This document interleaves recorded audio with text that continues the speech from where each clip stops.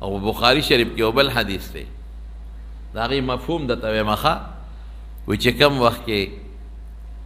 بانګ نمخ کې د خطبه د بانګ نمخ کې ګوره د خطبه د بانګ نمخ کې چې کله زوال شي نو فرشتي په دروازه کې دي نو لیکي لومبي لیکي نو دا وخت په 15 ځای تقسیم کو 15 ځای لکه زه به د یو مثال درکم لکه زه به سو ابن ته چې په 100 باندې زوال کیږي لکه بانګ په 100 وای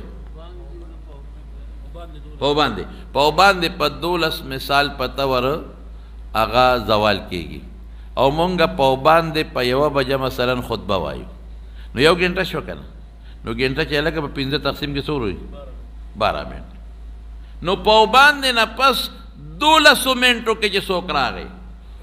د په باندې نه والا لومبه 12 منټو کې چې راغی نو الله به دونه ثواب ورکړي لکه چې اوخې د خدای په نوم حلال کړي او خیرات کړي او خلک سو خیرات ولې شي مونږ امین تړشین شو چې چرګوټه حلال کنه حلال په خلکو حلال کړ په دنیا په خلکو چاته وی خیرات کوه صدقه کوه خیرات کوه نن په 15 کسره غیر کړو یو چرګوټه نه حلال او خو دې ثواب دی چې څوک په ورستنو 1200 منټو کې راغی دویم نمبر 1200 منټو کې الله به دومره اجر ورکړي لکه چې غوی د خدای په نوم حلال کړي او خیرات کړي په دریم نمبر 1200 منټو کې چې څوک راغی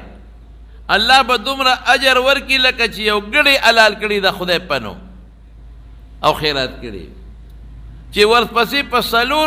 څلورم نمبر 1200 منټو کې راغی الله به دومره اجر ورکړي لکه یو چرګ چې حلال کړي د خدای په نوم او هغه اچا ده ورکړي